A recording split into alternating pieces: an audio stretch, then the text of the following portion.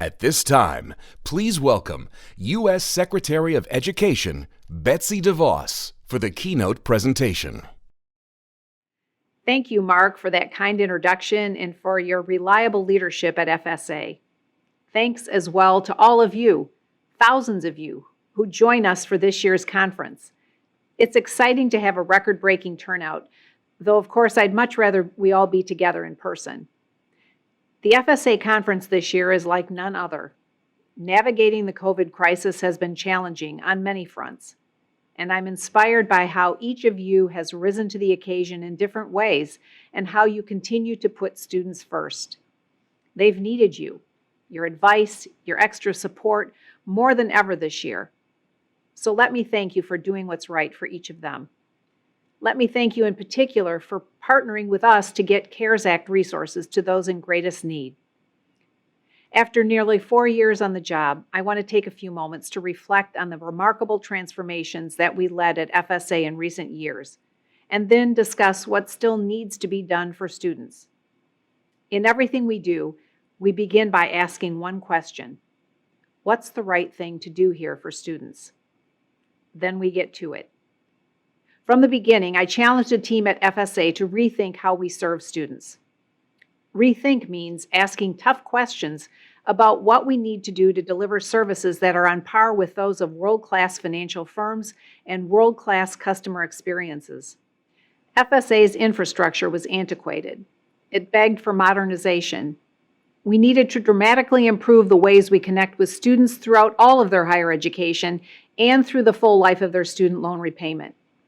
Think about where we began. On my first day in office, students couldn't functionally access studentaid.gov on a mobile phone. Today, we have a mobile responsive site and the My Student Aid mobile app. It's transforming how students interact with FSA and how they understand their financial obligations. There used to be dozens of 800 numbers students had to call to get the right person. Today, there's one. Or even better, students don't have to call at all. They can just ask Aiden. Then there were multiple websites. Today there's one. Studentaid.gov is all students need. We're implementing the Future Act right now. It will reduce the number of questions on the FAFSA form, improve data reliability, and end the archaic need for too many students to have piles of tax returns at the ready to complete the form. From streamlining FAFSA to submitting payments, from seeing what a loan will cost over time to enhancing exit counseling, we are updating everything. There's so much more in motion, and I know others will speak to that throughout the conference. I'd be remiss if I didn't acknowledge and thank those who helped make it possible. To Jim Manning, to Wayne Johnson, to Mark Brown, to Diane Jones, and to so many more, thank you. I hope each of you in attendance will likewise share your appreciation for what these leaders have accomplished for students. To this day, our work to bring the FSA experience into the 21st century continues. Students need more relevant and useful information so they can be more responsible consumers in the education marketplace. They need to have the best possible tools, data, advice, and support to make decisions. And then they need to understand the implications of their decisions. To that end, students can now see how much they owe, how much they will owe, what ways they can repay what they owe, and then acknowledge all that each year before they borrow any more money. Surprisingly, students can do that now for the first time ever, and next year they must do so. Institutions must also take a long look in the mirror. The higher education industry needs to deliver products that are worth the price tag. And schools have an equally important obligation at the outset to ensure their students don't take on debt that's unrealistic based on their future earnings potential. This is as true for so-called nonprofit institutions as it is for any other kind of school. A major reason we overhauled the college scorecard was to provide more meaningful data and tools. Many of you also know just how important our updates to the college scorecard really are. For the first time, students can find data on debt and potential earnings by institution and by field of study. For example, if a student wants to study marketing, He or she can see what other graduates in the field are earning and how much debt they took on to earn that degree from different institutions. Students may even decide that though they find an obscure liberal arts field interesting, it may not be worth the cost. And for the first time, the College Scorecard offers information on all types of higher education options, including traditional degrees, two-year programs, certificates, graduate programs, and even apprenticeships. You all know well that there is nothing traditional about students today. There are multiple pathways to success after high school. So we helped pass the Perkins Act. We expanded apprenticeship opportunities. We launched a federal work-study experiment to encourage degree-related employment opportunities. And we restored year-round Pell funding availability. We help citizens prepare to re-enter society after incarceration by expanding second chance Pell opportunities, which Congress should make permanent without further delay, by the way.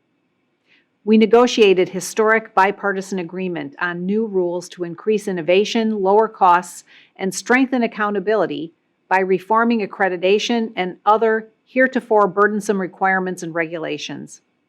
More broadly, we got government off your backs and off students' backs by ending the prior administration's abusive rule by dear colleague letter through more than 50 major deregulatory actions.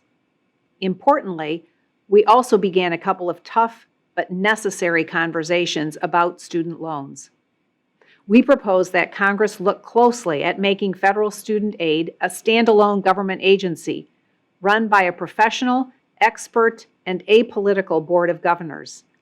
Those conversations should continue. Students and taxpayers deserve a stronger FSA. And we raised a warning flag about the runaway portfolio of student debt. Today, FSA has more than $1.5 trillion in outstanding loans on the books. Too many of those loans are either delinquent, in default, or are loans on which borrowers are paying so little their loan balance continues to grow. As Secretary, I've moved on a few tactical measures within the constraints of the law Congress has set up, and we continue to improve every part of FSA's operations. But politicians in Washington have thus far chosen to ignore our proposals, which they are entitled to do. They are not, however, entitled to ignore the implications of doing nothing, or worse, by doing everything. Policy should never entice students into greater debt, nor should they put taxpayer dollars at greater risk. There are too many politicians today who support policy that does both. Still more advance the truly insidious notion of government gift-giving.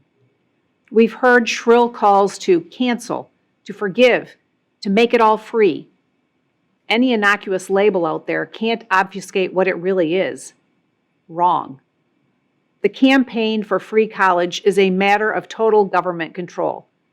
Make no mistake, it is a socialist takeover of higher education.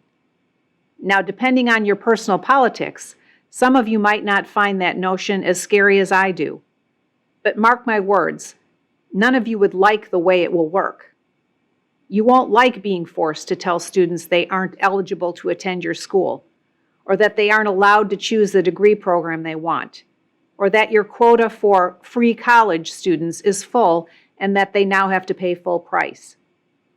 In this sense, you are no longer counselors, but rationers. You'll be forced to merely oversee rationing of state-approved higher education options.